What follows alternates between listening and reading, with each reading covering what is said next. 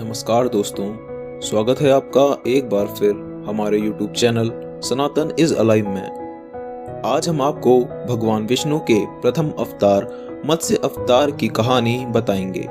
आशा करते हैं आपको हमारे द्वारा बताई गई जानकारी अच्छी लगेगी। तो चलिए बिना देरी किए इस वीडियो को शुरू करते हैं। हिंदू पौराणिक कथाओं में 4 युग हैं: सतयुग, त्रेता युग, द्वापर युग और कलयुग। प्रत्येक युग भगवान ब्रह्म के लिए एक दिन के समान है। भगवान ब्रह्मा का एक दिन 432 करोड़ वर्षों के समान है। हर युग के अंत के बाद भगवान ब्रह्मा निद्रा में चले जाते हैं। भगवान ब्रह्मा की रचना की शक्ति वेदों से आती है, किंतु जब भगवान ब्रह्म सोते हैं तो कोई रचना नहीं होती और युग का अंत हो जाता है। भगवान विष्णु सृष्टि के संरक्षण के देवता हैं। जब जब पृथ्वी पर संकट आता है और बुराई अच्छाई पर हावी होने लगती है, तब तब भगवान विष्णु पृथ्वी पर अवतरित होते हैं। पुराणों के अनुसार भगवान विष्णु के 10 अवतार हैं। इसी कारण उन्हें दशावतार भी कहते हैं। भगवान विष्णु के पहले अवतार को मत्स्य अवतार कहा जाता है। मत्स्य का अर्थ है मछली। भगवान विष्णु का यह अवतार एक मछली के रूप में हुआ था। भगवान विष्णु का प्रथम अवतार सतयुग में हुआ था। सतयुग में मनु नाम के एक राजा थे, जो कि भगवान विष्णु के परम भक्त थे। उनकी सबसे बड़ी इच्छा भगवान विष्णु को अपनी आंखों से देखने की थी, इसीलिए उन्होंने हजारों वर्षों तक घोर तपस्या की। सतयुग का अंत निकट था और एक महान जल प्रलय आने वाला था, जो कि एक नए युग की शुरुआत का संकेत भी था। सतयुग के अंत को निकट देख परमपिता ब्रह्मा निद्रा में चले गए। उस समय धरती पर एक हैग्रीव नामक असुर रहता था, जो कि ऋषि कश्यप और माता दानु का पुत्र था। उसने धरती पर हाहाकार मचा रखा था। वह नहीं चाहता था कि मानव जाति को चारों वेदों का लाभ मिले। ब्रह्मा जी को सोता देख उसने यह सोचा कि वेदों का ज्ञान चुराने का यह सही समय है। इसी सोच में उसने सभी वेदों के ज्ञान को अपने भीतर समाहित कर लिया और वह जाकर समुद्र की गहराई में छिप गया और उसे लगा कि वहां उसे कोई नहीं ढूंढ पाएगा।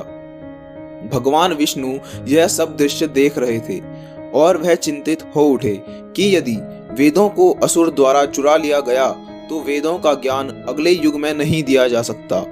एक संरक्षक के रूप में यह सुनिश्चित करना उनका काम था कि ज्ञान अगले युग तक बना रहे। चिंता में डूबे हुए भगवान विष्णु ने मनु को तपस्या करते हुए देखा। भगवान विष्णु यह महसूस करते हुए मुस्कुराए कि वेदों को बचाने के अलावा बहुत कुछ कार्य सिद्ध किया जा सकता है। भगवान विष्णु यह समझ चुके थे कि उनके प्रथम अवतार लेने का समय आ चुका है। अगली सुबह मनु अपनी प्रार्थना शुरू करने के लिए नदी पर गए।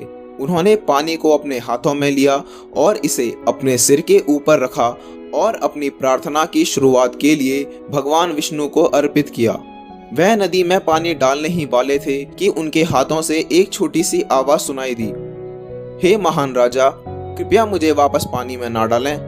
हैरान मनु ने अपने हाथों को देखा। उनके हाथों की हथेलियों में एक छोटी सी मछली थी जो मुस्कुरा रही थी।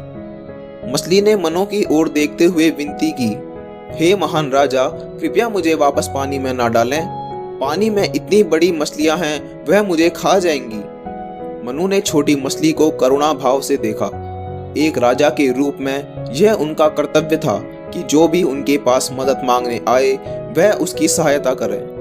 मनु तुरंत सहमत हो गए और उन्होंने नन्ही मछली को अपने कमंडल में रख लिया।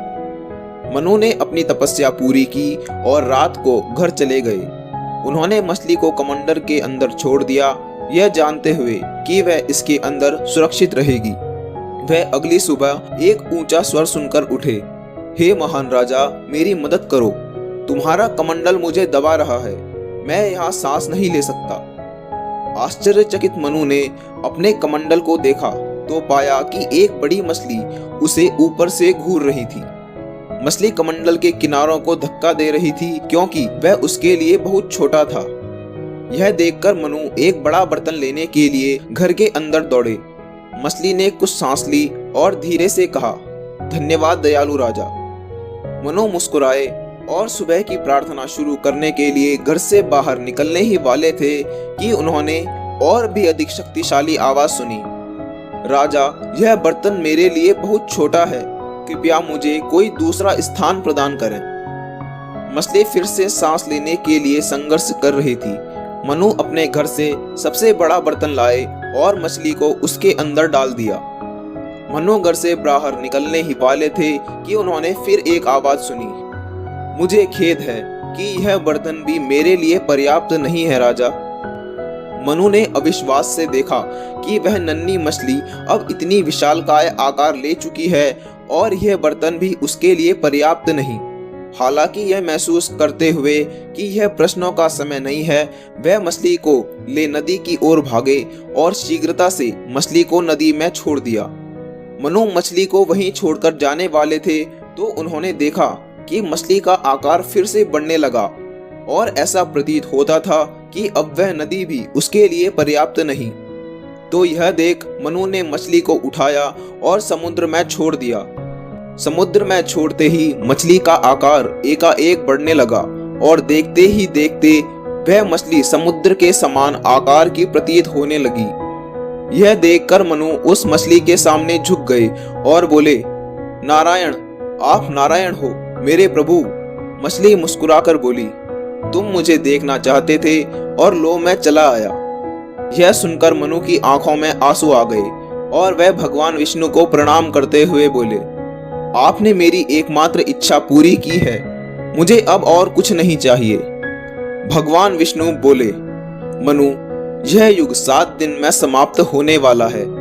एक विशाल जल प्रलय का आरंभ होने वाला है और पृथ्वी पर सभी जीव जंतु नष्ट हो जाएंगे। मैं चाहता हूँ कि आप एक बड़ा जहाज बनाएं और उसमें सभी पौधों के बीज, सभी प्रकार के पशुओं के नर मादा के एक एक जोड़े और 7 मुनियों तथा अपने कुल समेत सभी को जहाज पर ले आएं। मनु ने स्वीकृति दी। भगवान विष्णु जारी रहे और कहा कि वासुकी नाग देवता को लाना ना भूलें। मनु ने फिर से सिर हिलाते हुए स्वीकृति दी और मछली रूपी श्री विष्णु को समुद्र की दूसरी ओर जाते देखा। मछली का आधा काम पूरा हो गया था। वह दूसरी तरफ अवतार के दूसरे कारण को पूरा करने चली गई। समुद्र के दूसरे छोर पर उसने दैत्य हैग्रीव को वेदों की रखवाली करते हुए देखा।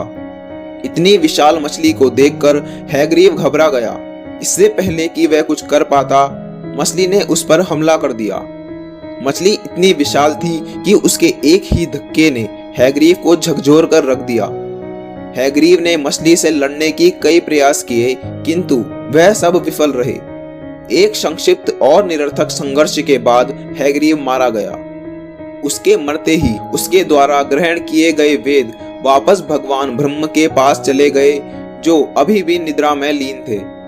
समुद्र के दूसरी ओर मनु अपना जहाज बना रहे थे। जल्द ही मूसलाधार बारिश शुरू होने वाली थी और सृष्टि का संतुलन बिगड़ने लगा। जलस्तर बढ़ने लगा और बाढ़ आ गई। जहाज डगमगाया और कई बार पलटने वाला था, लेकिन मनु और अन्य लोग इस विश्वास से दृढ़ थे कि भगवान विष्णु उनकी रक्षा अवश्य करेंगे। कुछ ही समय बाद मछली अपने वचनानुसार उनकी रक्षा करने के लिए प्रकट हुई और ऊंचे स्वर में बोली, मनु, मेरे सिंह को जहाज से बांधने के लिए वासुकी नाग को रस्सी के रूप में इस्तेमाल करो। एक बार जब मछली जहाज से बंध गई तो उसने जहाज को समुद्र के दूसरी ओर ले जाना शुरू कर दिया। तूफान थमने और सब कुछ बह जाने के बाद मत्स्य रूपी भगवान विष्णु ने नए युग की शुरुआत करने के लिए जहाज को सुमेरु पर्वत के किनारे लगा दिया और उन सभी को वेदों का ज्ञान बांटते हुए जीवन को आगे बढ़ाने का आदेश दिया और उन्हें आशीर्वाद देकर अंतर्ध्यान हो गए। तो दोस्तों, यह थी भगवान विष्णु के प्रथम अवतार की कहानी। आशा करते हैं आपको हमारे द्वारा बताई गई जानकारी अच्छी लगी होगी। दोस्तों, इस वीडियो का दूसरा भाग जल्द ही आएगा, जिसमें हम आपको भगवान विष्णु के दूसरे अवतार कूर्म अवतार की कथा सुनाएंगे। तो यदि आप हमारी वह वीडियो देखना चाहते हैं तो हमारे चैनल को सब्सक्राइब जरूर कर लें और नोटिफिकेशन बेल को भी दबा दें, ताकि हमारी आने वाली वीडियोस की जानकारी सबसे पहले आपको मिले। और हाँ दोस्तों, हमारी वीडियोस को अपने दोस्तों तथा परिवार के लोगों के साथ शेयर जरूर करें ताकि उन्हें भी सनातन धर्म से जुड़ी जानकारी मिल सके। जय हिंद, जय श्री राम।